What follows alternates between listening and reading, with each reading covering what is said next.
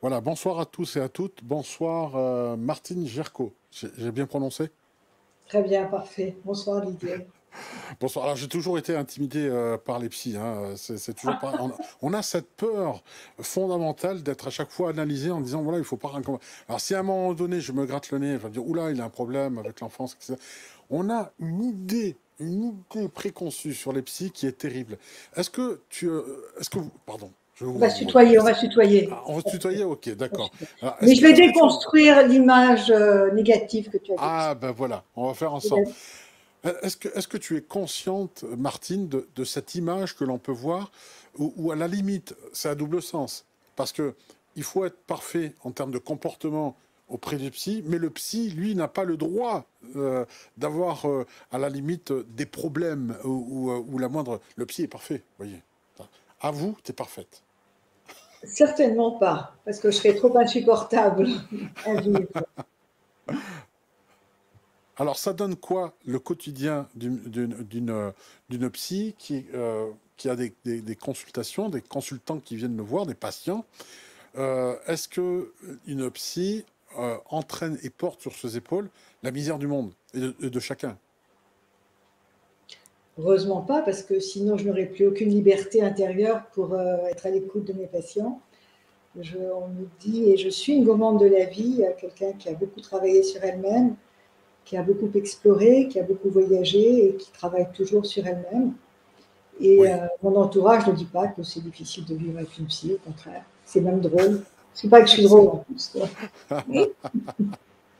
Alors, dans l'évolution, en tout cas, de ton métier, est-ce qu'il y a eu une évolution, un changement, entre guillemets, avant, on disait le surménage, aujourd'hui, on appelle ça plutôt le burn-out, mais est-ce que c'était exactement la même chose?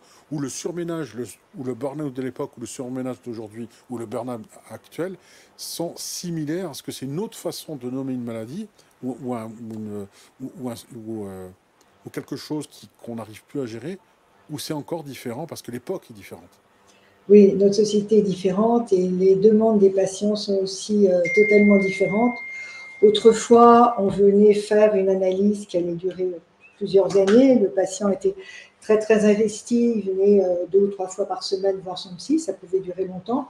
Moi-même, quand j'ai fait mon analyse qui a duré très très longtemps, j'allais voir 3 fois mon analyste. Maintenant, les demandes ont changé et les souffrances, les pathologies ne sont plus du tout les mêmes. On vit dans une société très très en souffrance, qui se délite, hein, on vit une sorte de cataclysme, hein, sociétal, et ça se répercute beaucoup sur les individus. Donc on ne peut plus prendre en charge les patients comme on les prenait autrefois. Les patients veulent plus de rapidité dans leur bien-être, dans leur guérison. Mais on ne peut pas zapper avec le temps. C'est important de pouvoir accorder à la thérapie le temps dont on a besoin. Il n'y a pas de miracle dans la thérapie. C'est aussi l'engagement du patient. Faire un travail sur soi, ce n'est pas quelque chose de facile, c'est une totale remise en question qui demande beaucoup d'énergie, beaucoup de sérieux, beaucoup d'engagement personnel, et c'est surtout l'accompagnement du thérapeute plus que la technique qui va être opérante. Alors bien sûr, il y a de nouvelles techniques, hein, qui sont venues se greffer à l'analyse. Moi, j'ai eu la chance de me former à de nombreuses techniques après ma formation analytique, plusieurs années après le début de ma pratique analytique, parce que je m'étais aperçue que la psychanalyse telle qu'elle était appliquée traditionnellement était devenue obsolète par rapport à la souffrance sociétale. Donc j'ai pu me former à différentes approches, notamment aux États-Unis, à la respiration holotropique, la Gestalt. J'ai eu la chance de vivre pendant plusieurs années entre la France et les États-Unis. Et puis je me suis formée à l'hypnose, à l'EMDR avec David Servan-Schreiber il y a plus de 20 ans, à l'époque où les médecins et les psychiatres trouvaient que c'était une aberration d'utiliser cette approche. Et finalement, c'est extrêmement intéressant. Mais il n'y a pas de miracle et il faut travailler sur soi pour pouvoir obtenir des bénéfices. Alors j'imagine, oui. Oui, oui, tout à fait. Donc, moi, ce que je comprends, alors j'espère que vous m'entendez mieux parce que les personnes disaient, Didier, on t'entend pas bien. Donc, j'espère que vous m'entendez mieux. J'espère que vous entendez bien aussi Martine parce que j'ai monté le son artificiellement, peut-être un peu trop. Je redescends à 160, voilà. Comme ça, vous me dites si vous entendez bien les deux protagonistes que nous représentons ce soir. Moi, ce que je retiens de ce que tu viens de dire, Martine, c'est qu'effectivement, la profession s'adapte.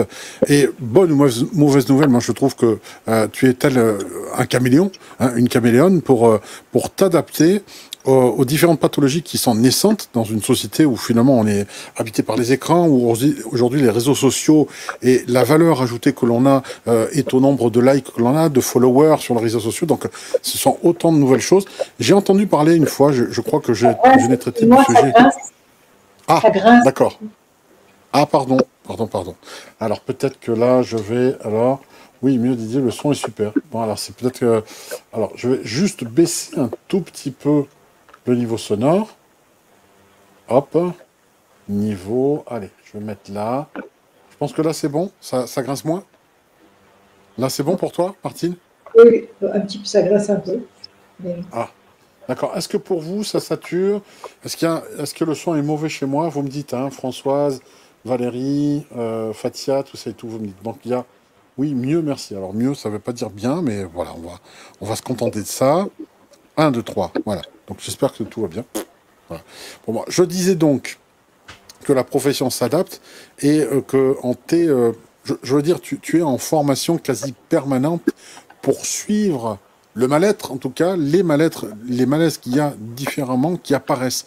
Est-ce qu'aujourd'hui, il y a plus de pathologies qui apparaissent et qui disparaissent rapidement, hein, un peu comme le Covid qui existait en 2019 et qui n'existe plus aujourd'hui, on ne sait pas pourquoi, par exemple. le Covid, c'est un symptôme apparent. Enfin, je veux dire, il y a des symptômes, on éternue, on a de la fièvre, on fait un test et puis le test est positif et négatif. Quand il y a une souffrance psychique, bon, on est fatigué, on est dépressif, mais on ne peut pas l'objectiver avec des examens.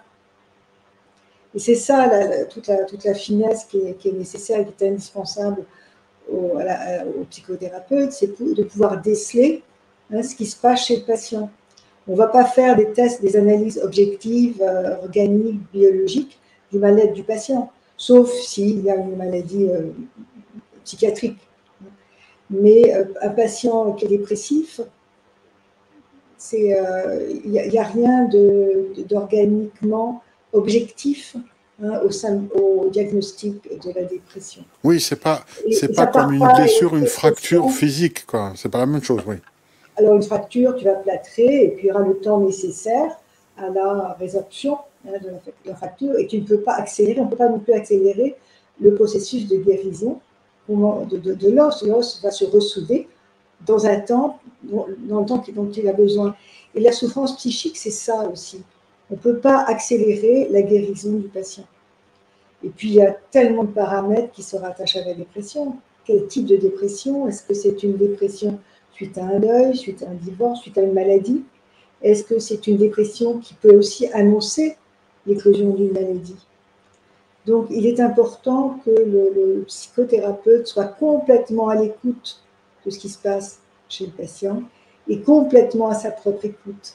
C'est-à-dire que, comme tu disais, le psy, il est en formation permanente, c'est-à-dire que au-delà des formations, hein, d'apprendre des nouvelles méthodes, c'est travailler sur soi aussi qui est la meilleure formation pour le psy.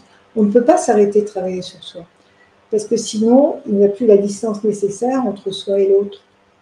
Et il faut qu'il y ait cette distance, justement, pour pouvoir accompagner le patient. Et la distance, ça D'accord. veut dire la froideur. Hein, ça Oui, veut oui, dire que j'entends bien. le patient est lui, moi je suis moi, et je suis moi en tant que sujet, et je peux accompagner mon patient parce qu'il est un sujet différent de moi. D'accord. Donc, entre guillemets, le fait de travailler constamment sur soi, hein, le fait de ce travail permanent que tu opères sur toi, c'est aussi pour ne pas projeter tes propres miasmes à toi, tes propres problématiques sur l'autre. Il est vrai que s'il y a une résonance trop forte avec ta problématique à toi, vaut mieux confier le patient à un autre collègue, entre guillemets, qui est la personne, le collègue, où le collègue a travaillé là-dessus. On comprend bien. Aujourd'hui, il y a aussi le fait de dire c'est pas psychologique. Il y a des personnes qui s'auto-persuadent qu'il y a un problème énergétique, qu'on les a maraboutés, qu'on les bloque dans leur vie, qu'il y a une espèce d'égrégore. Donc là, on part un peu dans l'ésotérisme. Mais est-ce que c'est pas une façon, entre guillemets, et encore, je ne veux blesser personne vraiment, de délester, de ne pas prendre la responsabilité de ses propres symptômes, des maux que l'on a, qui viennent quelquefois de mauvaises décisions, d'une mauvaise gestion de vie, d'une mauvaise hygiène de vie aussi, entre guillemets, hein, d'avoir cette distance avec les personnes, de ne pas trop s'impliquer émotionnellement, et de dire non, non, c'est la faute aux autres, ils ont travaillé sur moi, énergétiquement, il y a des vampires énergétiques, etc. Est-ce que ça, dans ta profession, tu as aujourd'hui des patients qui viennent te voir en disant je sais que c'est pas moi qui débloque, on m'a fait quelque chose, est-ce que est-ce que vous pouvez faire quelque chose pour moi? Est-ce que tu as ce genre de patientèle aujourd'hui? J'ai ce style de patientèle et j'ai souvent des patients qui me disent qu'ils ont été voir des healers, des magnétiseurs, des chamans, etc. Et que les chamans et les guérisseurs leur ont dit qu'ils allaient les guérir et surtout ni d'aller voir un médecin ni un psy. Et en fait, ce sont des manipulations psychiques, c'est-à-dire que quand le guérisseur, le chaman, l'énergéticien dit à un patient, d'ailleurs ils ne disent pas patient, un client, surtout, vous arrêtez tout traitement et vous venez me voir et moi, en quelques séances, je vais vous guérir. C'est pas lui qui va guérir. Si le patient guérit, tant mieux, mais c'est aussi une alliance thérapeutique. Quand un patient, parce que j'ai une approche chamanique aussi, mais je ne suis pas chaman, hein, j'ai été formée, j'ai suivi des apprentissages, mais je n'ai pas la prétention de devenir chaman. Mais quand je fais un soin chamanique, je dis toujours aux patients que ça ne remplace ni un traitement médical, ni un traitement psychologique, parce qu'on travaille en diade, en couple avec le patient. Et le patient va guérir grâce à l'aide du médecin ou du thérapeute ou de l'énergéticien, mais ce n'est pas l'énergéticien qui va guérir le patient. J'ai vu trop de dégâts, hein, de gens qui reviennent et qui sont vraiment complètement anesthésiés et qui n'ont plus de pensée propre parce qu'ils se sentent envoûtés, cette fois-ci, par le guérisseur qu'ils sont allés voir. Est-ce que je suis claire? Ah non, non, c'est très très clair. Moi, je comprends parfaitement ce que tu dis. Ce qu'il y a, c'est que, à la limite, moi, ce que je perçois comme différence, hein, tu me diras, Martine, si je me plante, mais j'ai l'impression que un psy va travailler, il y a un tandem, comme tu l'as dit, entre le patient et le praticien. Donc ça, c'est une chose. Par contre, là, effectivement, tu as bien fait la différence. Effectivement, pour un chaman ou autre, ça va être un client. Puis c'est normal, on ne peut pas dire la même chose. Et à ce moment-là, c'est presque dire, bon, bah, le chaman va tout faire pour moi. C'est lui qui va faire les voyages, c'est lui qui va ramener la solution. Moi, j'ai rien à faire. L'hypnose aussi, ou l'opto-hypnose, régressive pour certains, c'est un peu une baguette magique. Je n'ai pas à traverser mes souffrances, je n'ai pas à travailler mes épreuves. Est-ce que il y a quand même une forme, entre guillemets, de paresse? Est-ce que c'est de la paresse de remettre tout à quelqu'un qui vous promet de tout faire à votre place? Ou alors la peur de revivre des traumas? Pour toi qui est psy, quelle est la raison de cette fuite en avant, de confier son pouvoir à quelqu'un d'autre plutôt qu'un psy qui va respecter le fait de dire on va travailler en tandem, c'est vraiment ensemble qu'on va reconstruire un esprit sain dans un corps sain? Mais en fait, souvent, les gens démissionnent et ils ont peur de retrouver leur pouvoir. Parce que finalement, le rôle du psychothérapeute, c'est d'aider le patient à retrouver son propre pouvoir, à être à nouveau acteur de sa vie. Alors, je ne suis pas du tout contre le travail énergétique, puisque je le pratique moi-même, mais toujours en tant que psychothérapeute. C'est-à-dire que, bien quand quelqu'un vient me voir pour une séance pour faire un travail de respiration néotropique, s'il vient me voir une seule fois parce qu'il veut tenter l'expérience, il veut voir, je ne le prends pas. C'est-à-dire que les gens maintenant croient en l'effet magique. Il n'y a pas d'effet magique. C'est à nouveau l'engagement, le cœur que l'on va mettre dans le travail, que l'on va pouvoir opérer un changement. Moi, je me souviens, j'ai fait mes formations en chamanisme aux États-Unis, la FSS, Foundation for Shamanic Studies, avec Michael Arner et Sandra Engerman. Ça a duré plusieurs années. D'ailleurs, je me forme toujours, je suis toujours, comme tu le disais, en formation permanente, et tu l'as très bien dit. Quand je fais un recouvrement d'âme, par exemple, le recouvrement d'âme, oui, le patient vient en me disant, mais voilà, entre tel âge et tel âge, je n'ai pas de souvenir. Alors j'ai fait de l'IR, j'ai fait différentes thérapies, et puis ça n'a pas marché. Donc, est-ce que vous pouvez m'aider à retrouver ces parties de moi qui manquent? Alors je lui dis oui, je vais aller voir dans la réalité élargie si je trouve quelque chose. Mais si je trouve quelque chose et que je vous ramène cette partie manquante, c'est pas parce que moi je vous aurais ramené cette partie manquante que vous allez pouvoir retrouver votre entièreté.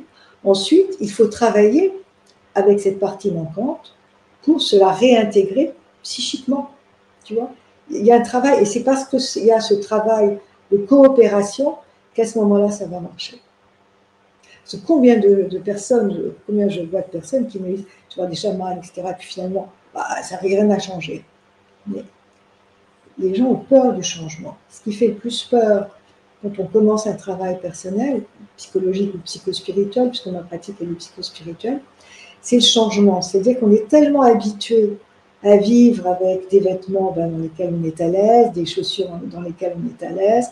On a des vieilles fringues sur soi, c'est pas très joli, ben, on les connaît et c'est confortable. Le changement, se libérer du connu, on ne sait pas ce qu'on va trouver.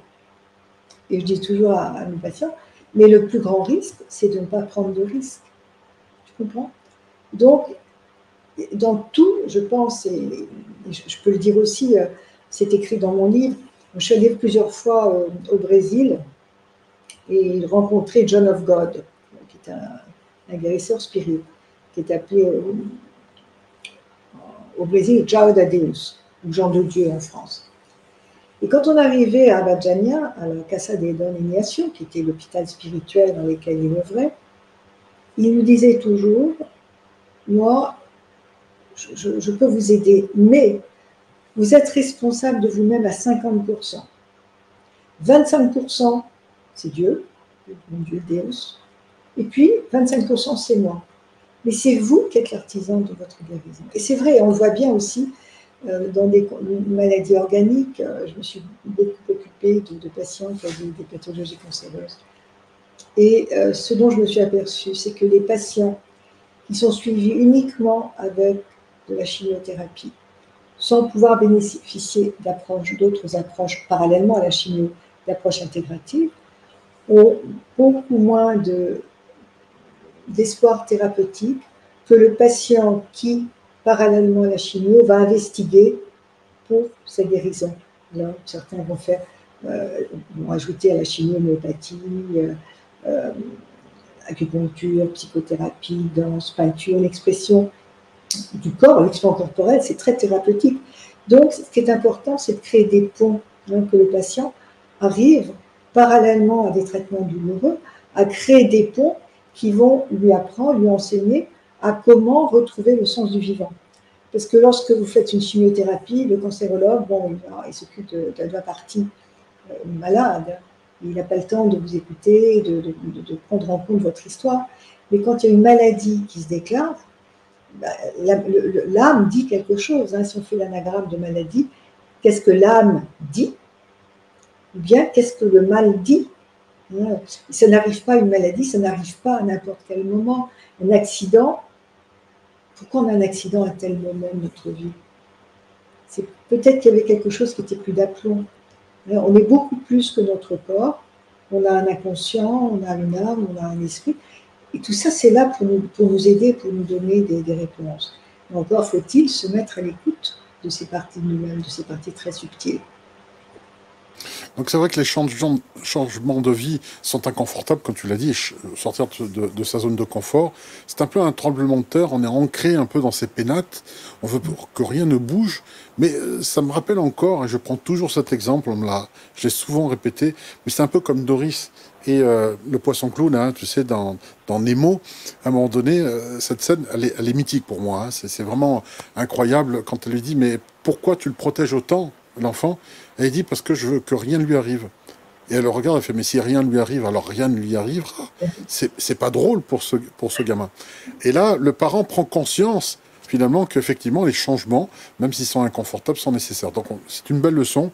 Merci Pixar, au passage, pour cela.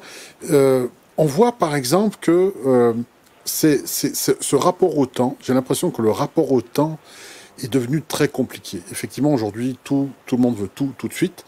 Et on a l'impression que la psychanalyse, la psychothérapie traditionnelle, il faut des années pour régler un problème, alors que les autres thérapies sont, entre guillemets, dites des thérapies rapides.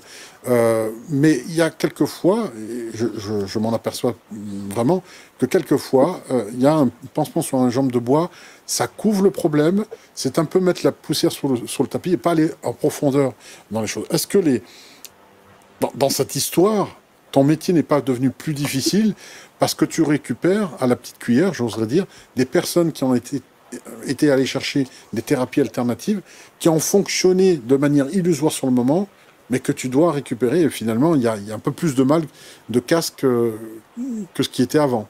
Est-ce que c'est le cas?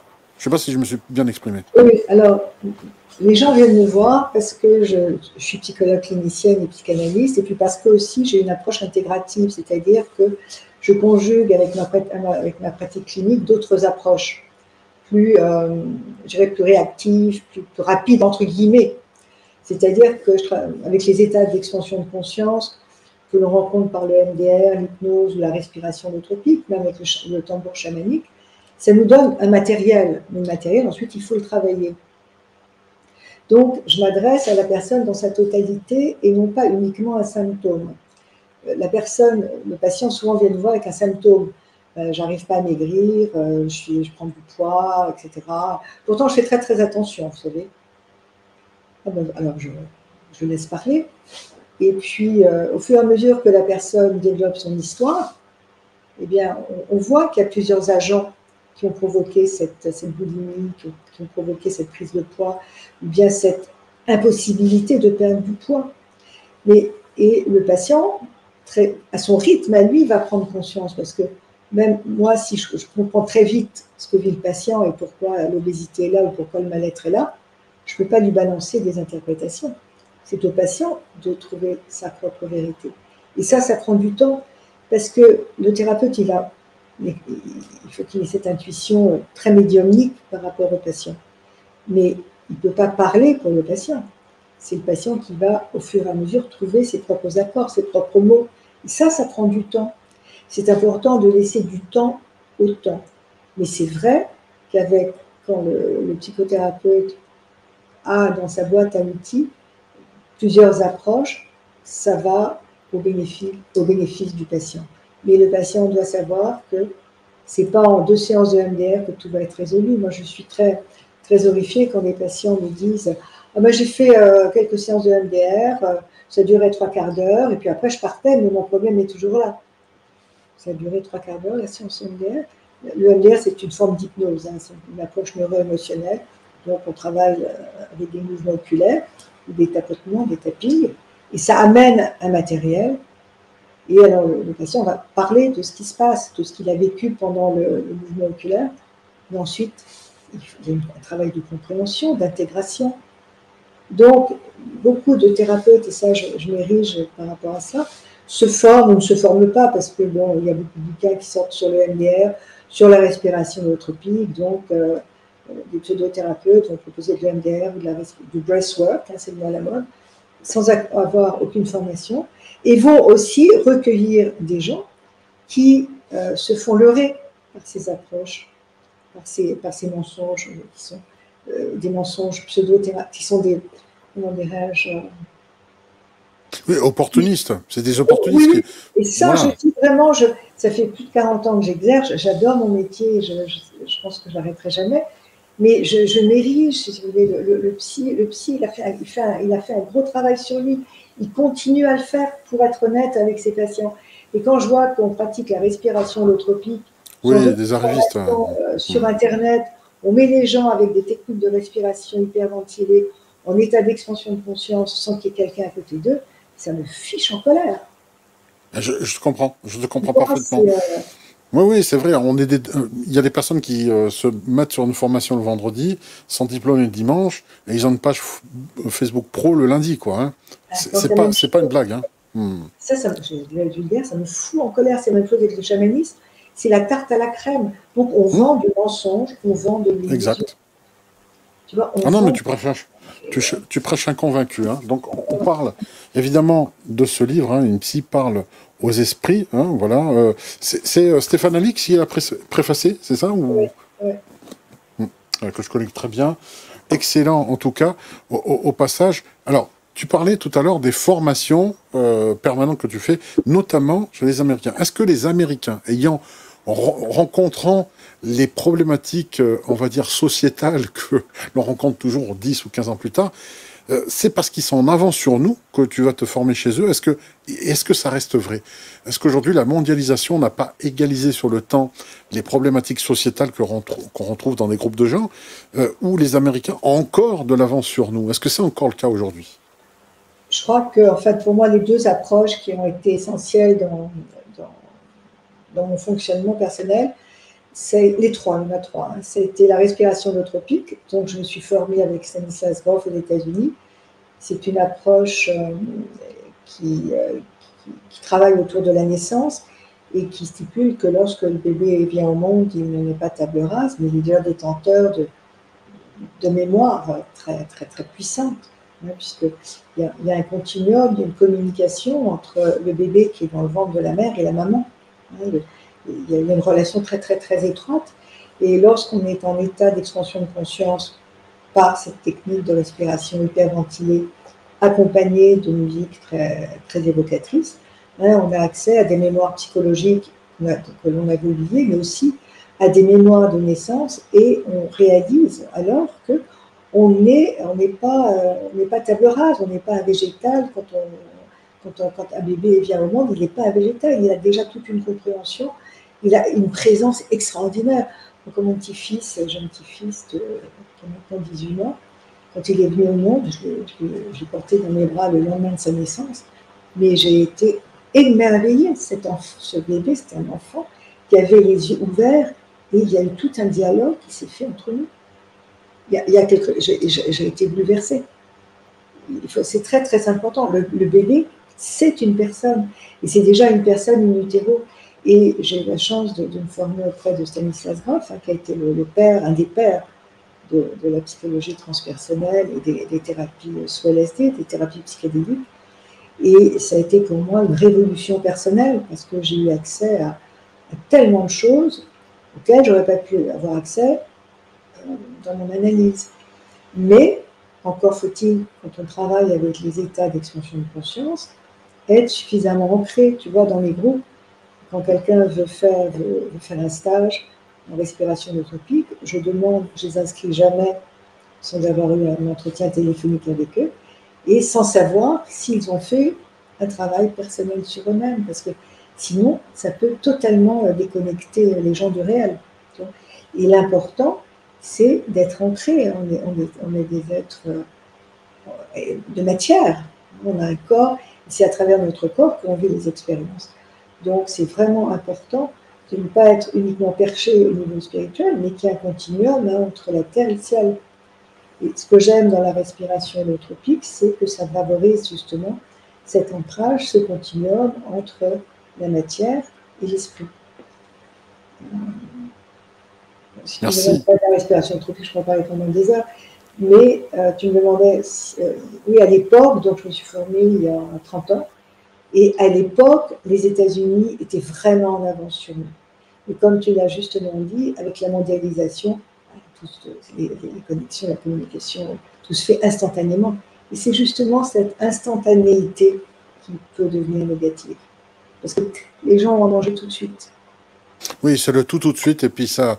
oui, mais puis on est dans cette problématique de rapport au temps. Hein. Moi, j'avais vu pendant le confinement une pancarte de jeu avec un geek qui était en train de jouer. Voilà, nous sommes confinés depuis 15 jours, ne sont toujours pas aperçus du confinement.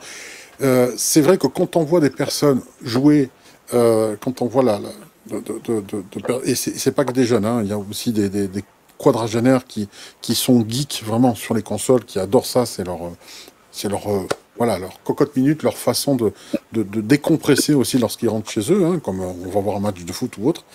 et le monde n'existe plus hein, autour. Hein. Quand ils jouent, ils passent des heures et bon, ils ont commencé à midi, c'est déjà 18 heures, ils ne se sont pas rendus compte. Ça fait 4 ou 5 heures qu'ils sont déjà dans le jeu. Donc, de manière très exagérée, ça, ce sont les geeks. Mais j'ai l'impression que les personnes qui ne cessent de scroller, de voir les shorts, de regarder sur YouTube, ne se rendent pas compte en un autre rapport au temps.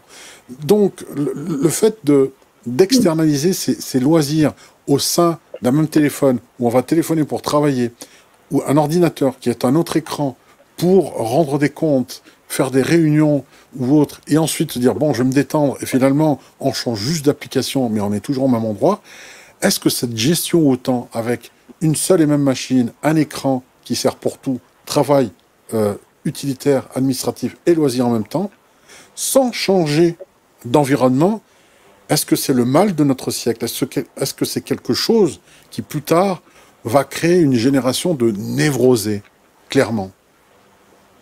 Bah, écoute, j'en suis convaincue parce qu'il n'y a plus de rapport au corps de l'autre.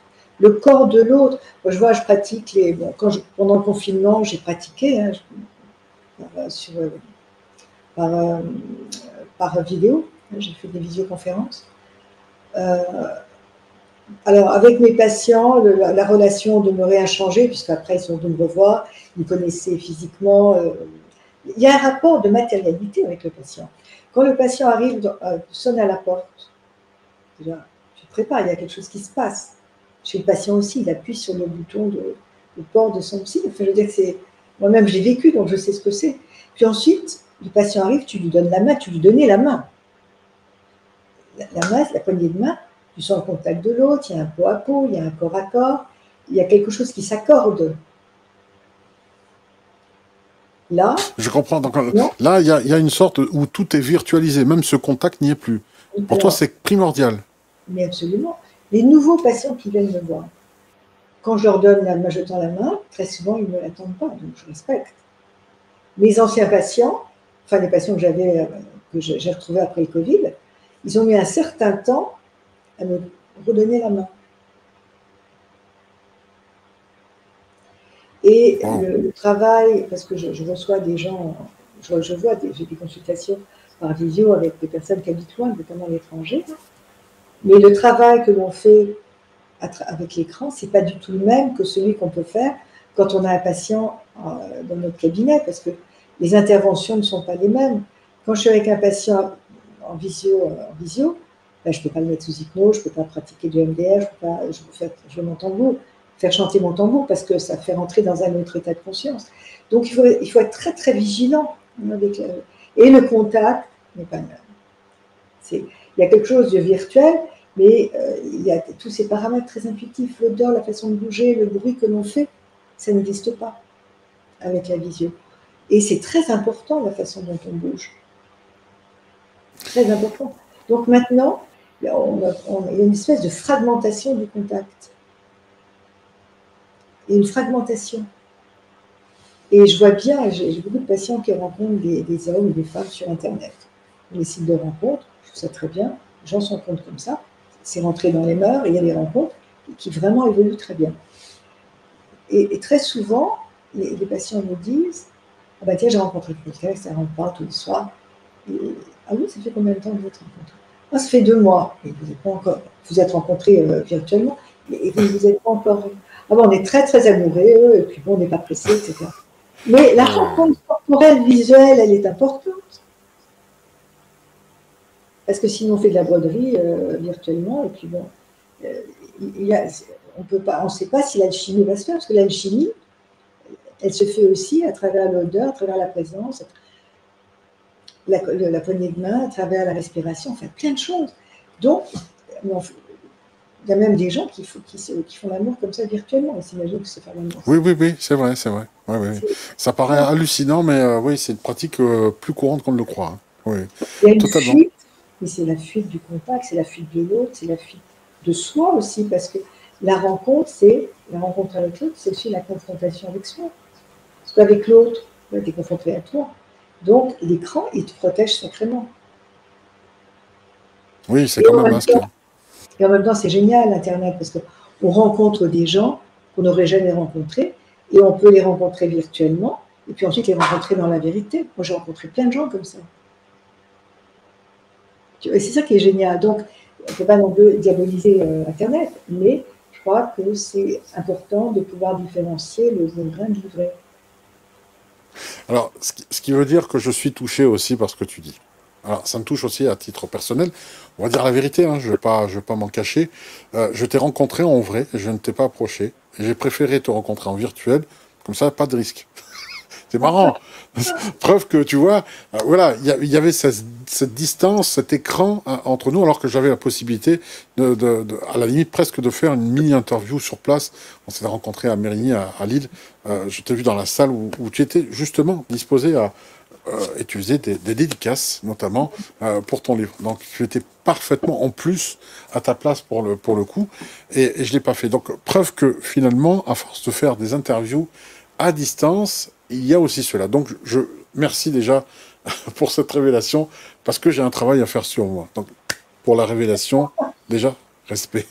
Respect par rapport à ça. Euh, Aujourd'hui, lorsqu'on voit cette prise de conscience aujourd'hui, j'en parle depuis quelques... On va dire, ça fait une dizaine d'émissions où je mets en avant quelque chose qui, moi, m'effraie vraiment, où il n'y a plus le désir d'apprendre, ou alors de prendre des informations toutes cuites, un truc qui fonctionne, c'est du prêt à consommer comme du prêt à porter. On vous donne une méthode, donc on parlait en début d'émission de thérapie, hein. J'ai fait un quart d'heure de FT, d'MDR ou quoi que ce soit, et tout va bien. Alors qu'au fond, il y a quelque chose qui tapit, qui n'est pas vraiment résolu.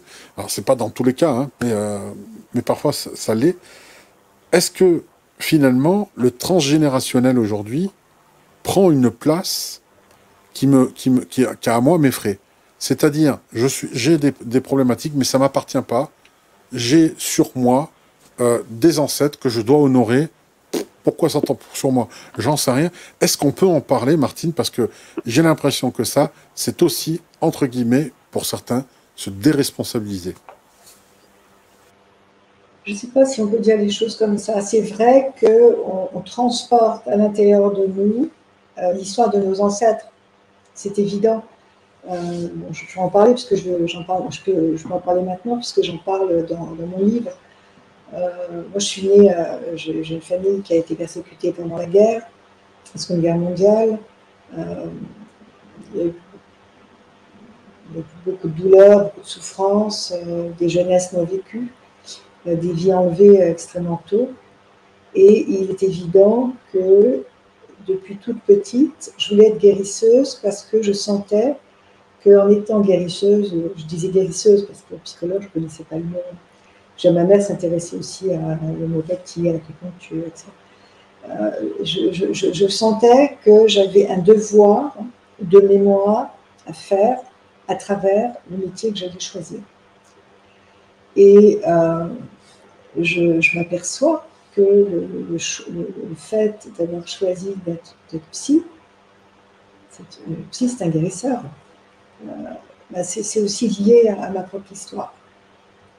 Je pense que lorsqu'on fait un travail sur soi, on guérit aussi les lignées qui nous ont précédés.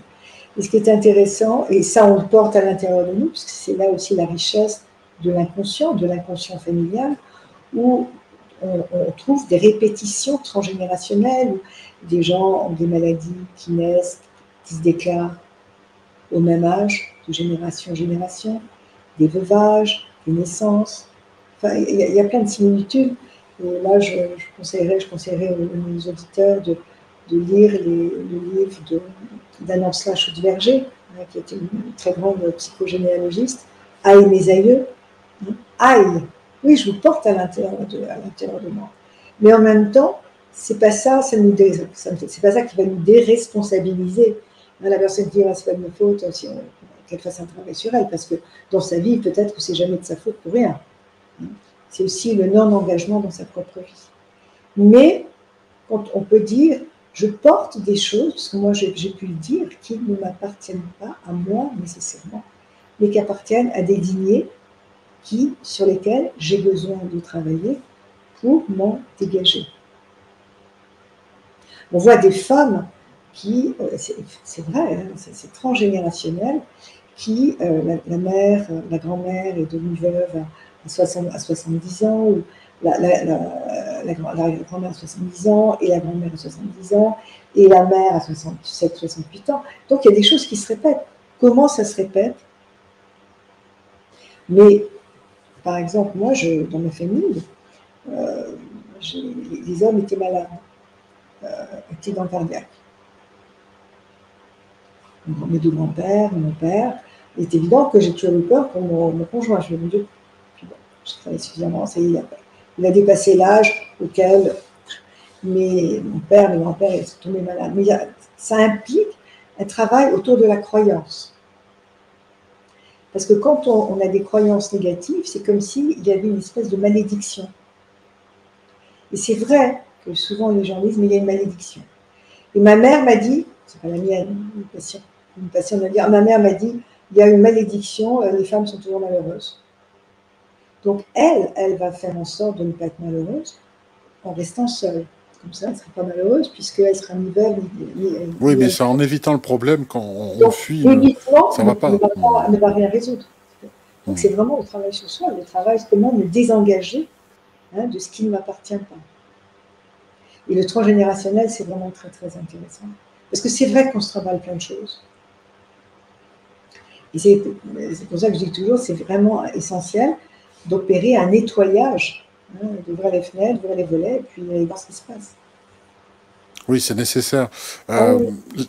Les thérapies énergétiques, on va les appeler comme ça, c'est une grande famille énergétique. Est-ce que les psychothérapeutes d'aujourd'hui sont, je dirais entre guillemets, il y a une forme passive ou active que je peux utiliser. Là, ça va être passive ou active, peu importe. Est-ce que les psys sont condamnés à se former eux aussi à des thérapies alternatives énergétiques ou alors à disparaître ou pas? Est-ce que quelque part, il y a un danger à ce que la psychothérapie soit mise de côté, à moins d'évoluer et d'être inclusive avec d'autres thérapies comme tu le fais toi-même? Est-ce que tous les psys sont condamnés à ça? Moi, je crois que c'est très important de pouvoir aller avec la marche du siècle, enfin, avec la marche de notre époque, de pouvoir avancer avec notre époque. Et je pense que c'est très important que, moi je parle au nom du psychanalyste, puisque se forme à des approches complémentaires, parce que on s'enrichit les uns les autres. Moi, je trouve que c'est très riche pour les psys de rencontrer des énergéticiens sérieux. Moi, je suis formée au magnétisme autrefois avec Edith Acedo, avec Raymond Réan à la parapsychologie. Raymond Réan, c'était quelqu'un d'extraordinaire. Et je garde des souvenirs merveilleux. Et ça a aiguisé mon intuition. Ça m'a permis de comprendre plein de choses. Et je trouve extrêmement riche de pouvoir créer des passerelles, mais ne pas se former auprès de n'importe qui. Et puis les gens qui te disent, ben moi j'ai du magnétisme, etc. Il faut se former aussi au magnétisme. Sinon on peut faire n'importe quoi. Je pense que toute approche, même énergéticienne, elle demande un enseignement, elle demande un apprentissage. Je me suis formée pendant des années aux États-Unis, au chamanisme, à la FSS. J'ai suivi tous les enseignements de Sandra Ingerman, qui a écrit la persuasion médicale, mais je me forme aussi en France quand je vois un atelier qui m'intéresse, mais pas avec n'importe qui, des gens sérieux. Ben, je continue à me former, mais je trouve ça fabuleux de pouvoir ouvrir notre champ clinique à d'autres approches, d'abord pour notre enrichissement personnel, mais aussi pour l'offrir aux patients. Sinon, ça va tomber en désuétude. Je veux dire, avant, quand avant, on arrachait les dents. Maintenant, on anesthésie. Avant, les femmes mettaient au monde dans la douleur. Maintenant, on met les enfants au monde dans la joie, parce qu'on ne souffre plus, il n'y a plus cette espèce de culpabilité. Tu enfanteras dans la douleur. Pourquoi tu enfanteras dans la douleur? Parce qu'il y a peut-être eu du plaisir en tombant enceinte. Donc, le plaisir, la souffrance justifiait le plaisir qu'on avait pu ressentir au moment Oui, de... c'était presque coupable. C'était culpabilisant. Ouais. Voilà. C'est extraordinaire de pouvoir avancer avec notre époque. C'est indispensable, parce que sinon on reste enfermé dans une tour d'ivoire dans laquelle on ne peut plus respirer. La tour d'ivoire, c'est l'enfermement, hein, c'est la forteresse. Le psy, il va accompagner son patient avec ce qu'il a vécu, avec ce qu'il a forgé, avec ses souffrances aussi, parce que c'est pas par hasard qu'on devient psy. C'est parce que quelqu'un t'a tendu la main et était là pour t'aider aussi à affronter tes dragons. Voilà, le psy, c'est un être qui a connu la souffrance. C'est parce qu'il a connu la souffrance. Et qui peut aussi continuer à la connaître dans les expériences de vie. Je ne sais pas si tu as lu mon livre, mais j'étais agressée 2 fois. Et ces agressions terribles, elles m'ont aussi changé. Elles m'ont certainement rendu plus empathique. Je ne sais pas, notre vie nous transforme et on exerce avec aussi nos expériences de vie agréables et aussi moins agréables. Oui, c'est toujours plus intéressant enfin, à titre personnel, je le dis toujours, je préfère discuter avec quelqu'un de cabossé que quelqu'un de 10, parce que quelqu'un de 10, il n'y a pas grand-chose à dire. Voilà. C'est pénible, hein, c'est chiant quand on discute avec une personne sur lequel ça a été un sucre d'orge jusqu'au bout avec... moi, j'appelle ces expériences de vie des vies de transition. Hein.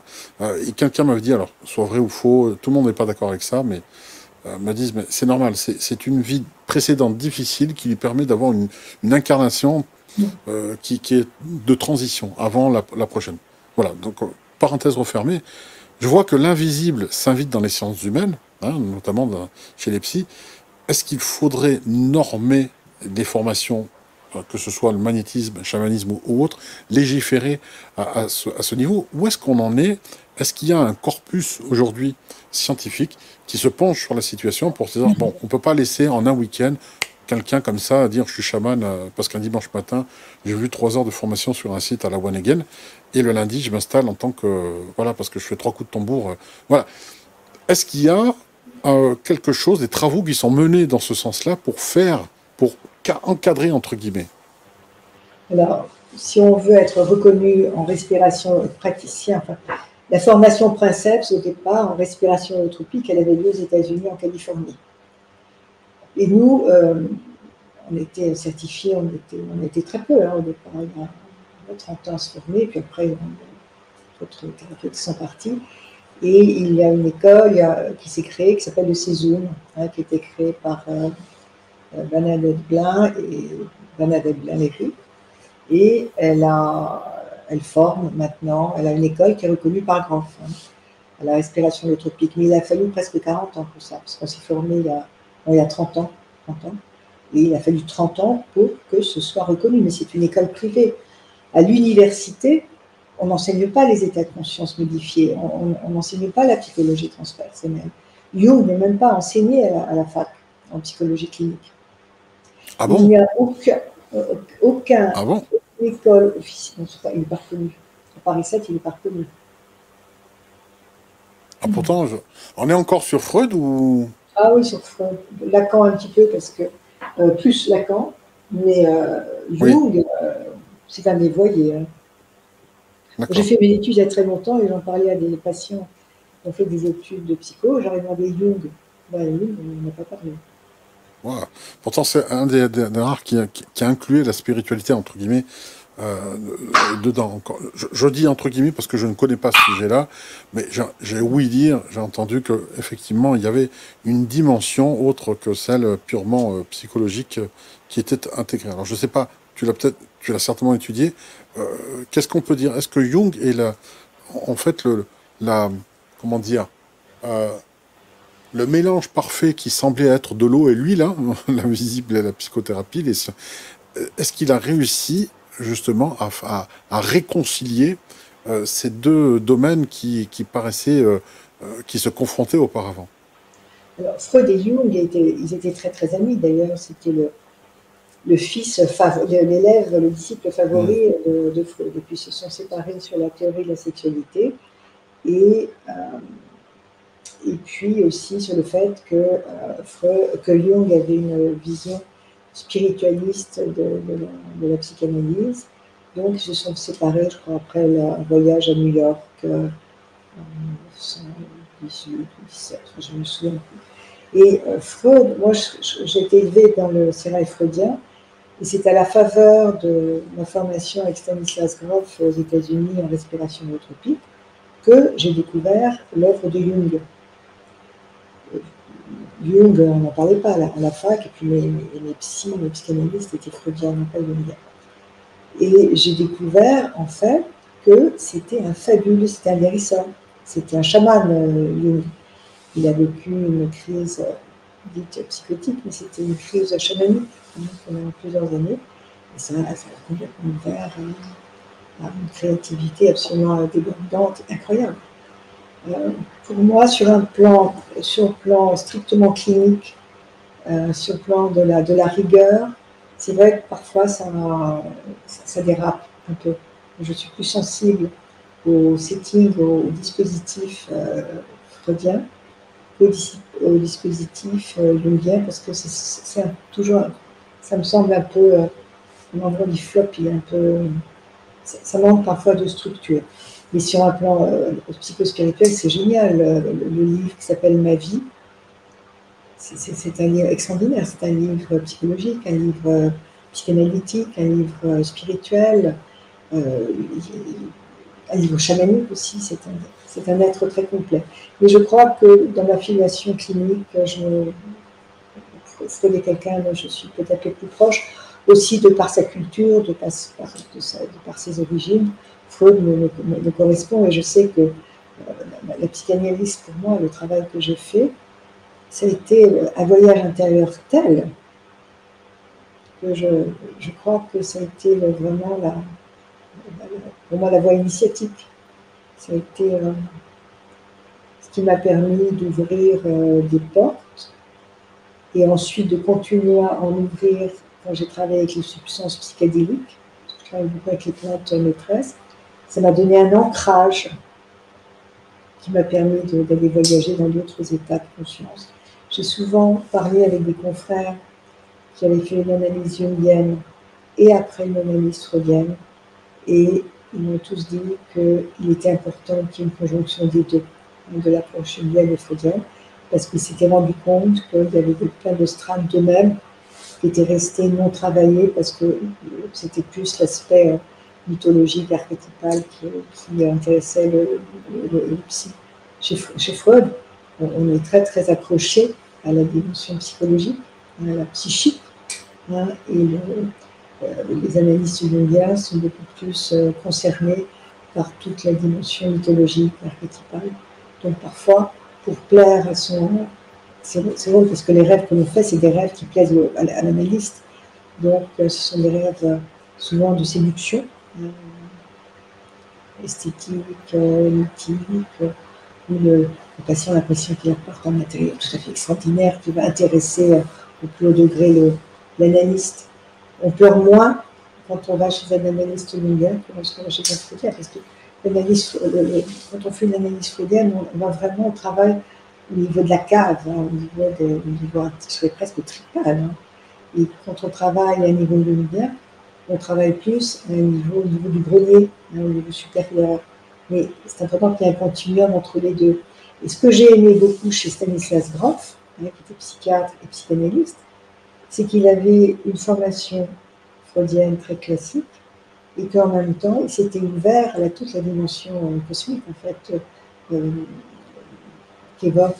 sur lesquelles Jung a travaillé. Jung, c'est un analyste du cosmos, en fait.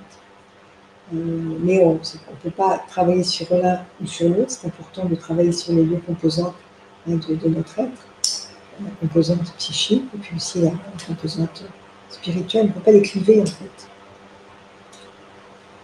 On ne peut pas les cliver. Merci pour cette ouverture qui ouvre à des champs de possibles, j'imagine, quasi infinis. Hein. Là, on va très très loin.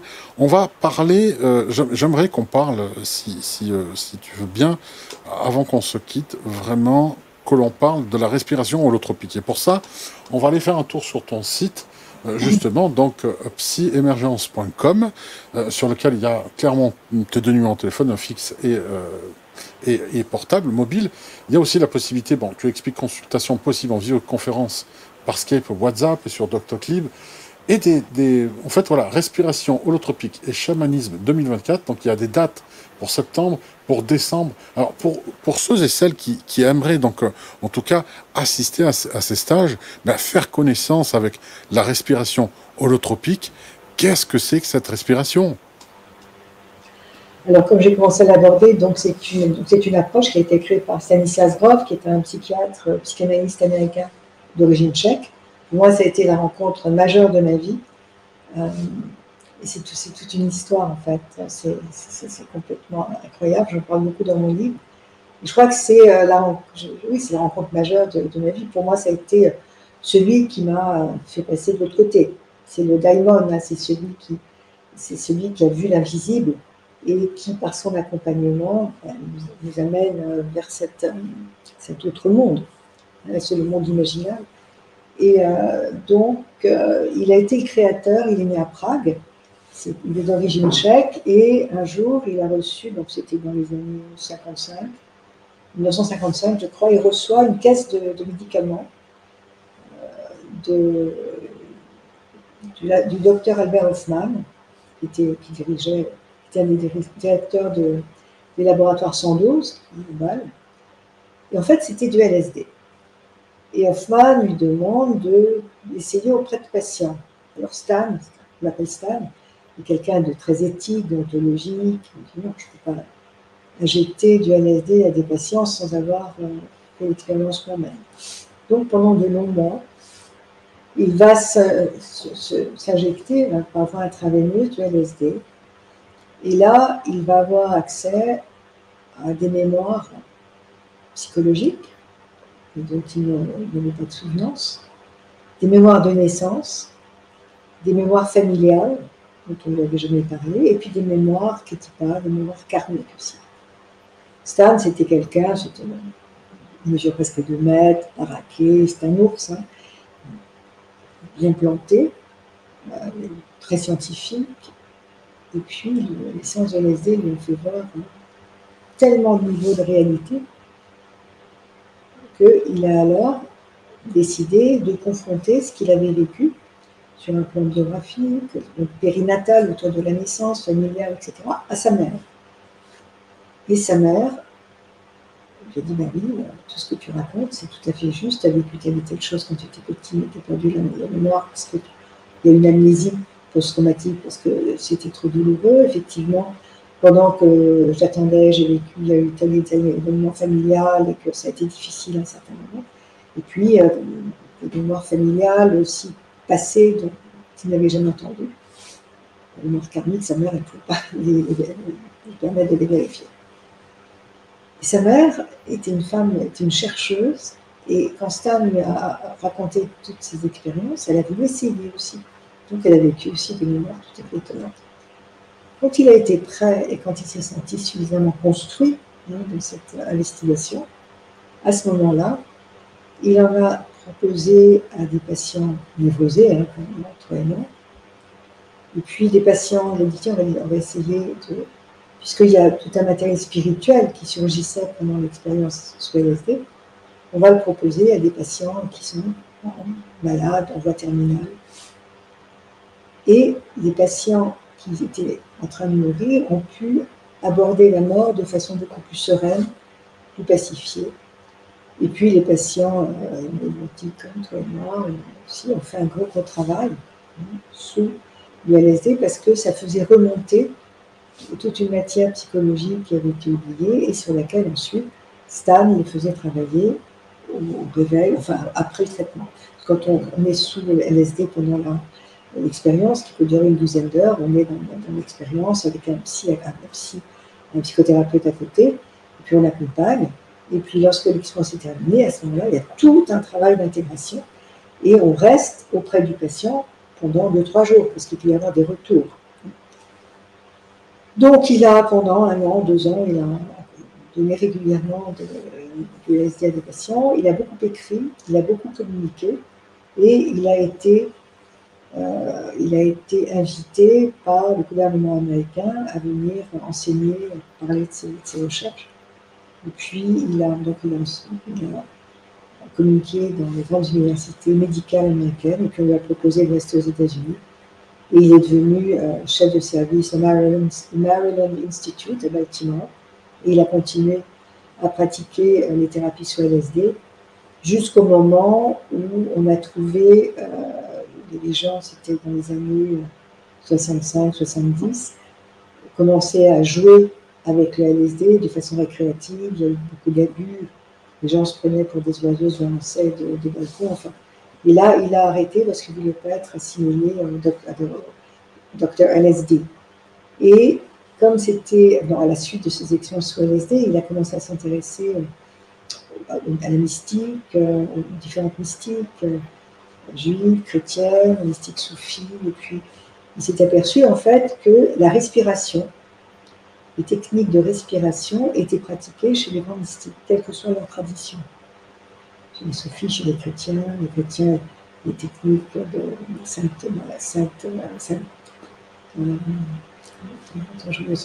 Ignace de Loyola et la grande mystique chrétienne Sainte Thérèse, non, parce qu'elle s'appelait la grande mystique espagnole. Tu m'entends? Oui, oui, je t'entends. Alors, je peux pas t'aider parce que moi, Sainte Thérèse en d'Avila, mystique. Sainte Thérèse d'Avila. D'accord. Et les grands mystiques juifs, comme Abulafia, les mystiques soufis. Et tous pratiquaient la même technique respiratoire pour accéder à des états d'ouverture de conscience. Donc, il a utilisé, il a créé la respiration holotropique avec cette technique de respiration. On va pratiquer seul, hein, surtout. On va pratiquer seul, toujours accompagné. Et donc, le zikr, hein, la cérémonie soufie du zikr, c'est cette respiration hyperventilée, accompagnée du tambour, par des chants. Donc, il a créé le protocole holotropique avec cette respiration hyperventilée, accompagnée de musique énergétisante, et la conjonction des deux te permet de rentrer dans cet état d'expansion de conscience. Et pour ça, on est accompagné, donc on est allongé sur un matelas, on a les yeux bandés, on a un accompagnant, un sitter, qui est là pendant toute la durée de l'expérience, qui dure 3 heures. Et là, on peut avoir accès à tellement de choses, et il y a une espèce de déverrouillage de l'inconscient qui est extraordinaire, parce qu'il y a toute une émergence du refoulé. Et le corps est à l'œuvre, parce que quand tu respires en hyperventilation, il y a des contre-indications. Il ne faut pas que le patient ait des problèmes psychiatriques, des problèmes cardiovasculaires. Je suis très vigilant, c'est pour ça que je disais tout à l'heure, j'ai toujours un entretien avec la personne, et que la personne doit signer une décharge, comme quoi il n'y a pas de contre-indication. Et c'est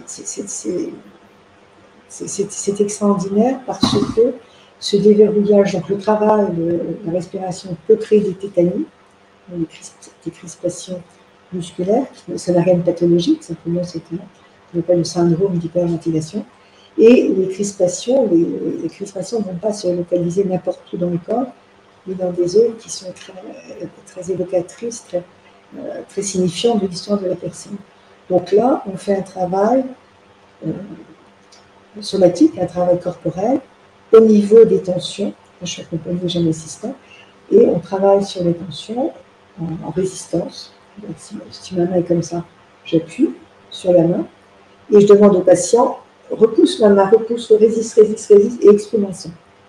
Et l'expression du son et notre pression sur la cuirasse du patient va libérer l'énergie qui était encapsulée dans le corps, et va provoquer aussi une réminiscence, va permettre au traumatisme de s'exprimer.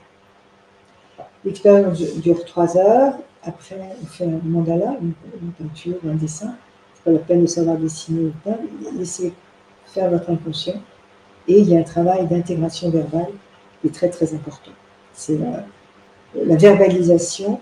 C'est un moment princeps de l'expérience, parce que si on repart sans avoir verbalisé et intégré l'expérience, on repart avec des poubelles. Donc c'est vraiment important. J'accorde beaucoup d'importance à ce moment. Et puis parfois, on fait un travail chamanique. Si la personne me dit, j'ai l'impression qu'il y a une partie de moi qui est toujours là-bas, qui n'est pas revenue.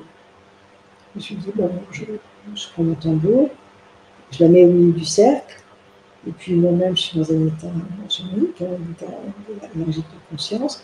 Et puis il y a Tu la ramènes, tu la je la rapatries. ramène, il y a un travail de recouvrement d'âme. Les gens repartent toujours très très bien. Et puis parfois, ça fait partie du travail aussi de dire, ah ben là, une partie de moi qui n'est pas là, etc. Parce qu'au moment de l'expérience, on est fatigué à la fin de l'expérience, on ne peut plus aller plus loin, et souvent je dis à la personne, écoute, va déjeuner, et puis après, on travaillera au milieu du cercle, et on travaillera au rapatriement de la partie manquante. Et ça fait combien d'années? 35 ans.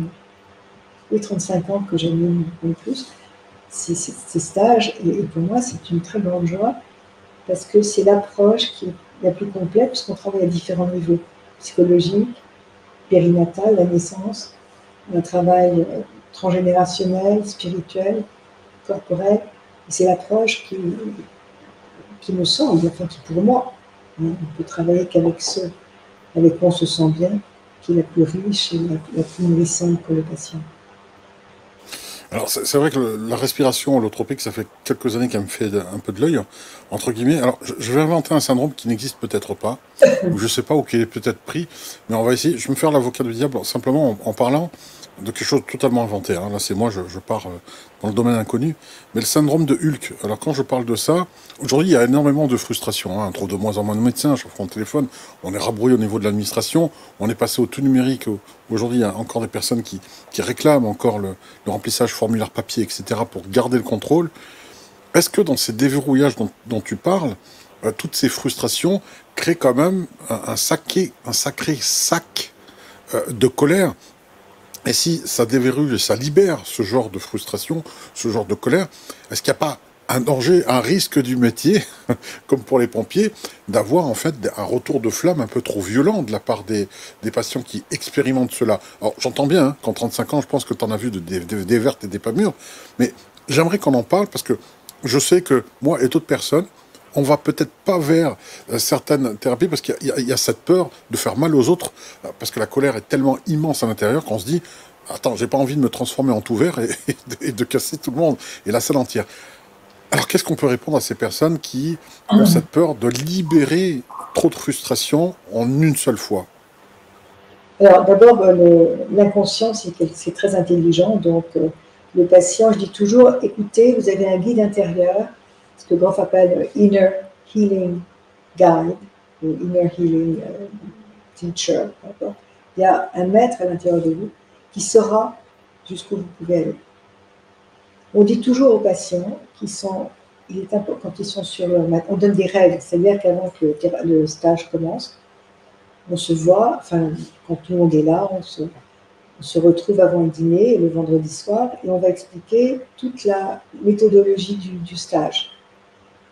Et je vais expliquer, parce que je viens de vous dire, mais ça dure beaucoup plus longtemps, et je vais simuler, j'ai demandé à quelqu'un de servir de cobaye, et je vais expliquer mot par mot comment se déroule l'expérience, pour que les gens n'aient pas peur.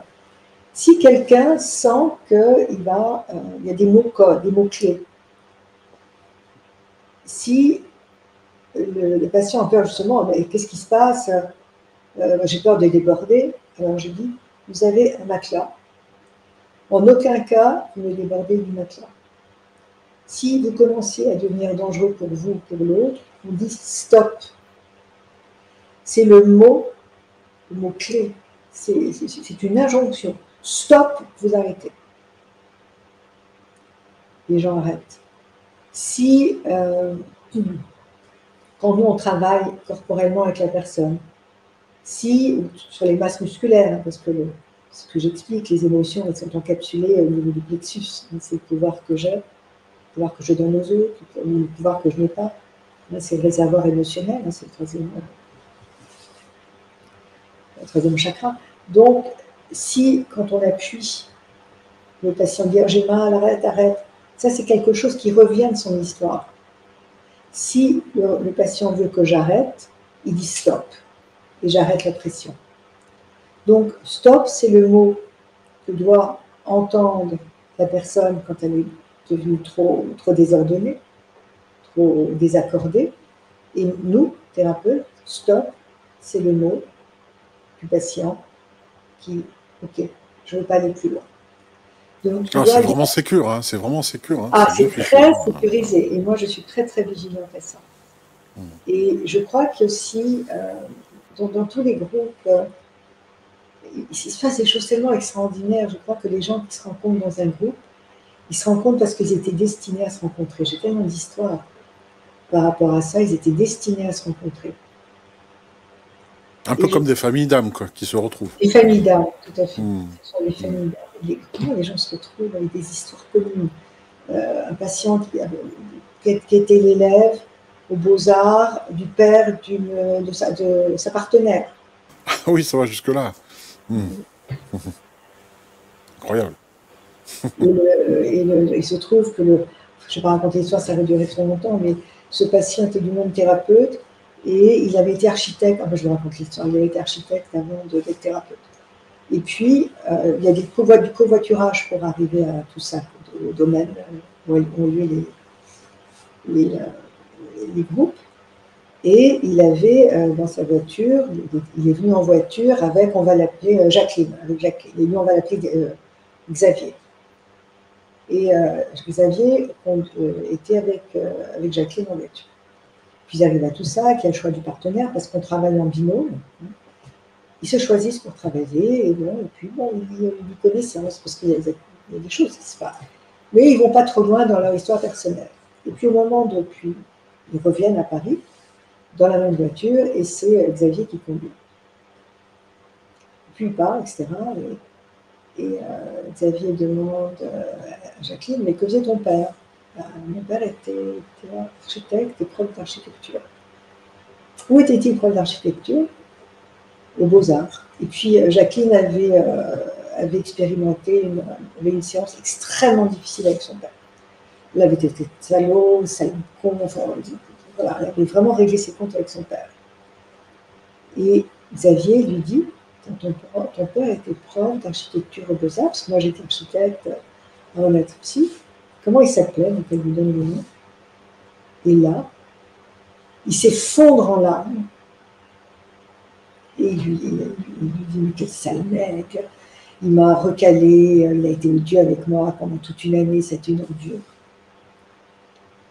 Et alors c'était très drôle parce que quand je rentrais en voiture avec mon assistant, avec Claude, et Jacqueline avait pris une petite vidéo de Xavier qui était effondré sur son volant, et qui disait, c'est pas possible. Et tous les deux, donc Jacqueline a pris une petite vidéo de Xavier, et nous on a été bouleversés, parce qu'on s'est dit, mais vraiment c'est la magie de ce travail. Rien ne les destinait à se rencontrer, rien. Mais ils devaient se rencontrer pour régler quelque chose. Et elle, ça lui a permis de régler quelque chose à son père, par rapport à son père. Elle a changé de prénom, elle a changé de nom, de famille. Voilà, et ça, des histoires comme ça, j'en ai plein. Des similitudes, des gens qui se rencontrent, alors que s'ils n'étaient pas venus au stage, rien ne les aurait fait se rencontrer. Bon, le hasard n'existe pas, de toute façon. Tout à fait, tout à fait. Alors, avant de se quitter, je vais donc remontrer ton site internet sur lequel il y a moyen de prendre rendez-vous, et aussi pour les stages qui se déroulent. Donc là, il y en a encore, alors celui de mai est passé, mais 27 et 29, 27 au 29 septembre, et du 13 au 15 décembre. On le voit ici, alors formulaire d'inscription. Alors, plusieurs questions que je vais te donner comme ça en paquet, hein, d'emblée, pour que tout le monde puisse prendre connaissance. Alors, tu te situes où? Où est-ce que tu reçois en cabinet? Tu fais aussi à distance, hein, mais j'ai lu, je crois, sur ton site, près de Marseille. Il y a quelque chose qui se passe, non? Près de Marseille? Oui, je me partage entre Paris et Cassis. Donc j'ai été à Cassis. Là, je suis à Cassis pendant votre interview. Et je suis à Paris. Et les stages ont lieu dans un très très beau lieu, domaine de Toussac, qui est une chartreuse bouddhiste aussi, où les directeurs... Plutôt sur Paris, Toussac? À côté de Provins. C'est un très très beau lieu avec une superbe nature, des animaux, c'est un lieu qu'on aime beaucoup. D'accord, donc les personnes peuvent t'appeler de manière préliminaire avant de prendre le stage pour prendre le renseignement. Donc je n'inscris personne sans... Si quelqu'un m'envoie un bulletin d'inscription avec un chèque, lui téléphone, je lui téléphone pour Ouais, savoir ouais, si. il y a une Mais moi, je mets les validation personnes orale dans un d'abord. uniquement en ayant reçu un bulletin d'inscription et un chèque. Hmm. Et, Je comprends. et les chèques ne sont pas encaissés avant le stage. Les Alors, chèques ne sont pas encaissés pour avant. des organisations, que ce soit entrepreneuriales ou que ce soit associatives, peuvent faire appel à, justement, peut-être pour organiser aussi un stage. C'est possible pour ceux qui se disent, allez, on va essayer pour le... Il y a de plus en plus d'entreprises qui comprennent qu'un employé heureux est un Ah employé oui, oui, je serais productif. ravie, Donc, moi, je serais ravie d'intervenir et de ne pas avoir à m'occuper de la logistique. Simplement, j'ai toujours besoin de travailler, d'être assistée par quelqu'un parce que c'est un travail qui demande beaucoup d'énergie. Et je travaille toujours avec Claude Flom, qui est mon assistant et ami, qui est un ami c'est mon meilleur ami. Et on a une confiance l'un dans l'autre inébranlable et j'aime beaucoup notre collaboration. Et lui, il est spécialisé dans les constellations familiales. ah oui. Ouais, Donc, donc, on fait parfois des constellations quand c'est nécessaire. ah oui, fabuleux de voir aussi.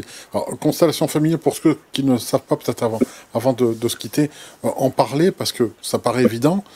C'est quoi? C'est un jeu de rôle? C'est Oui, en précisant qu'il y a aussi la possibilité, parce que ça, je trouve ça dans les constellations familiales assez magique, même lorsqu'on a eu un problème qui a été entre guillemets avec un goût d'inachevé, où les personnes sont décédées, ne sont plus là, il y a moyen avec les constellations familiales de réparer ce qui a été fait. Donc, j'aimerais bien que tu en parles aussi, parce que alors, je crois que c'est un outil très puissant. moi, je ne suis pas constellation, je sais pas comment on dit, je ne suis pas formée à la constellation familiale, Mhm. même si j'ai fait des groupes, j'ai fait un stage avec Berthe Lundberg, mais bon, je ne suis pas à même de faire des constellations. Je suis formée à la Gestalt. Et ce que je trouve que c'est très, très semblable à la Gestalt. C'est-à-dire que, imaginons, moi, je dis n'importe quoi. Je m'appelle Patricia, j'ai un problème par rapport à mon mari. Je ne comprends pas ce qui se passe, etc. J'arrive pas, j'ai fait un travail considérable sur moi, je ne sais pas ce qui se passe. Je ne sais jamais où il est, je ne sais jamais à quoi j'arrive pas à le comprendre. Donc, le thérapeute, le constellateur, je crois qu'on dit constellateur, va me dire, bon Martine, qui choisis-tu pour représenter ton mari? Qui choisis-tu dans le groupe pour représenter ton mari? Donc, elle va choisir un homme qu'elle va placer dans la salle à un certain endroit. Qui choisis-tu pour te représenter? Alors, elle va choisir une femme du groupe. Et elle va placer la femme à un certain endroit de la pièce. Elle donne, donc la personne, donc moi, je donne très très peu d'informations aux personnes qui représentent mon couple. Parce qu'en fait, j'ai choisi un homme pour représenter mon mari et une femme pour me représenter moi. Et Claude, c'est le thérapeute qui constelle. Et au fur et à mesure, de façon complètement immatérielle, on voit les gens qui commencent à bouger, enfin les deux personnes, l'homme et la femme. L'homme peut aller au bout d'une pièce, au bout de la pièce, et puis la femme peut essayer de se rapprocher, et puis il y a l'homme qui la repousse, et Claude, le thérapeute, sent qu'il se passe quelque chose. Et qu'est-ce qui se passe? Ah ben je sens mon grand-père est en moi. Tu peux choisir dans le groupe quelqu'un qui est ton grand-père, donc voilà. Et puis très très très très doucement, de façon très très soft, hein, très fluide, il y a toute une ronde qui va se jouer, tout un mouvement qui va se faire, mais c'est un mouvement qui n'est pas dicté par le conscient des gens, hein, c'est l'énergie, c'est ce qui se passe à un niveau invisible qui les fait se bouger. Et puis, on voit les gens qui vont pleurer, qui vont peut-être complètement s'éloigner ou se rapprocher, et il y a une histoire familiale, une histoire transgénérationnelle qui va émerger. C'est ça. C'est ça, les constellations familiales. Il y a un mouvement invisible qui meut les figures qui sont dans la pièce et qui représentent la personne, l'histoire de la personne, et ça crée souvent une résolution. Alors, il faut se méfier aussi des constellations familiales, Parce que très souvent, il y a beaucoup de médiumnité. Alors, parfois, le thérapeute va dire, ben moi, bon, je suis médium, souvent les gens vont venir aller voir ce thérapeute qui pratique les constellations parce que le thérapeute est médium. Le médium va balancer des informations et qui ne seront pas nécessairement des informations adéquates. Ce qui est important, c'est de pouvoir permettre aux personnes qui jouent les rôles de découvrir les informations. Et la personne qui a choisi les figures qui représentent son histoire va souvent comprendre à un niveau non verbal ce qui se passe. Parfois, on n'arrive pas à expliquer ce qui se passe. Mais il y a toute une alchimie, hein, tout un jeu infraverbal, absolument pas intellectuel, complètement... on est dans l'invisible, complètement. Mais parfois, on peut être aussi dans l'illusion. Donc, il faut faire un peu attention. Et si on veut suivre et voir un constellateur, c'est aller voir quelqu'un qui a une très très bonne réputation, qui est tel. Parce que ça aussi, c'est à la mode. Je ne sais pas si j'ai été claire, parce que c'est très difficile à expliquer. En fait, c'est comme de la... Non, c'est vrai que ça se vit. Moi, j'ai vu juste une séance. En tout cas, ce que je peux en témoigner, c'est que le bénéficiaire, qui est central hein, dans la constellation, a ce bénéfice, le plein bénéfice, mais ceux qui jouent le rôle aussi travaillent sur eux, hein, même si c'est au bénéfice. C'est ça qui est bluffant, en tout cas. C'est ça qui est incroyable. Mais on est vraiment en lien avec l'invisible, parce que je me souviens d'une séance en constellation où il y avait eu des déportations dans la famille du constellé, donc de la personne qui avait demandé à être représentée. Les acteurs ne savaient rien de son histoire, et l'un d'eux tombe par terre et commence à pleurer. Et en fait, il avait été en lien avec... Ah oui, mais c'est ça qui est incroyable, c'est-à-dire que les acteurs incarnent, même pour ceux qui disent « moi je suis inoptisable, moi je ressens rien, moi ça marche ». C'est ça qui est fabuleux. Ouais. C'est ça qui est extraordinaire. Faire attention. Donc la jonction en tout cas là c'est le combo vraiment idéal, hein, voilà, respiration holotropique, hein, chamanisme et constellation familiale. Là derrière, on va racler vraiment, enfin dans les fonds de tiroir. Hein, s'il y a vraiment quelque chose à y aller, c'est les mains dans le cambouis, comme on dit, oui, mais pour quelque chose de fabuleux. Oui, c'est tout à fait. Nous, on met aussi les mains dans le cambouis. On est très engagés, Claude et moi. On travaille beaucoup, c'est-à-dire on commence le vendredi soir, on termine le dimanche soir. On travaille le vendredi soir souvent jusqu'à minuit et le samedi soir jusqu'à tard le soir. On travaille aussi avec l'énergie des gens. Si les gens sont exténués, on terminera plus tôt. Mais c'est comme des groupes marathons. C'est-à-dire qu'il y a très peu de temps de repos. Et c'est parce qu'il n'y a pas beaucoup de temps de repos que l'énergie est toujours en mouvement, qu'elle travaille. Et que ça permet au mental de moins travailler. Oui, de ne pas trop mentaliser les choses. On laisse travailler les choses, l'intelligence du corps avant tout.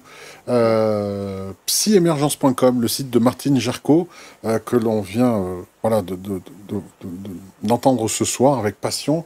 Et puis, n'oubliez pas son livre, hein, Une psy parle aux esprits, aux éditions Mama Édition, préfacé par Stéphane Alix, qu'on apprécie tout autant.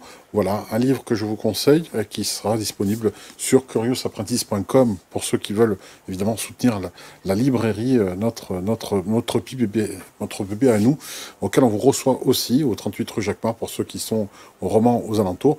Et puis, qui sait, peut-être qu'un jour tu viendras faire des dédicaces de notre boutique, pourquoi pas. Je serais ravie. Ici, je serais ravie aussi d'intervenir pour un groupe de respiration holotropique. Je suis très ouverte parce que j'adore. On te sent passionné en tout cas. Dans le groupe, parce que bon, vous découvrirez dans mon livre si vous le lisez, mais j'ai été agressée 2 fois, comme je le disais tout à l'heure, et à la faveur de la première agression, j'ai découvert que j'étais peintre. Et j'ai pas voulu prendre, j'étais agressée à arme à feu, j'ai pas voulu prendre d'anxiolytiques ni d'antidépresseurs. J'ai pris mon tambour et j'ai demandé à l'univers, mais comment puis-je me guérir? J'ai entendu en français et en anglais, parce que je suis dans les 2 langues, peint. On sait paint en anglais. Le lendemain, j'habitais dans un quartier d'artistes, j'ai acheté des toiles, tout le matériel pour peindre, et puis j'ai peint en état d'expansion de conscience. Et je l'enseigne aussi dans des ateliers qui s'appellent le pinceau chaman. Et on a tous à l'intérieur de nous cette espèce d'élan créateur, mais qui est enfermé, opacifié, parce qu'on a peur de mal faire. On doit Hmm. retrouver confiance dans nos capacités créatrices. C'est ça, c'est vraiment important. La création, le fait de faire travailler l'hémisphère du cerveau qui est souvent, qui est le créatif, qui n'est pas, qui ne s'exprime pas souvent. Voilà. Et qui est un génie, vraiment endormi en nous, qui est un fantastique génie, qui observe les choses telles qu'elles sont et pas comme l'autre cerveau rationnel vous dit, Ah, tout à voilà, fait. comment dessiner un œil et tout. C'est pour ça qu'on ne sait pas dessiner. Il faut déclencher l'autre hémisphère. Et moi, je ne sais pas, je sais pas dessiner, je ne sais pas tenir un crayon. On n'a pas besoin de savoir dessiner pour peindre. C'est ça, exact. C'est ça qui est magique. Ouais. Observe le monde tel qu'il est plutôt que de vouloir l'interpréter avec tous nos différentes lunettes en rapport avec notre vécu. L'autre cerveau sait faire ça. Merci à toi Martine, merci pour ta passion, merci pour ce partage Merci. et le fait de prendre connaissance, enfin certains vont dire enfin une psy perchée, bon en fait pas psy perchée que ça, au Moi, je contraire suis pas bien perchée ancrée. du tout. Je suis très C'est ça, connectée. Non, c'est non, je suis ça. pas perchée. Je suis connectée, je suis branchée. C'est pour ça que je te dis ça. Ouais. Quand on me connaît dans la vie, et d'ailleurs mes patients, ce qu'ils aiment, c'est justement le fait que je sois très enracinée, très ancrée. Exact. Et un C'est pour arbre, ça que j'ai corrigé. Hein. Ouais, si on n'a ça, pas de ouais. racines, on peut rien déployer. Non, Un arbre ne c'est peut clair. rien déployer s'il n'a pas de racines. Donc je suis pas perchée. Donc vous êtes justement, voilà, vous pouvez penser ce que vous voulez, mais une psy qui étudie des thérapies énergétiques n'est pas justement perchée, il n'y a pas plus ancré que ça. Voilà, c'est ça qu'il faut retenir. Merci en tout cas, je rappelle encore le livre Une psy parle aux esprits, hein, aux éditions Mama, de Martine Gerco. Merci à toi pour cette transmission Merci beaucoup. passionnante Merci beaucoup. et de ton engagement, voilà, surtout voilà, à ce sujet. Merci.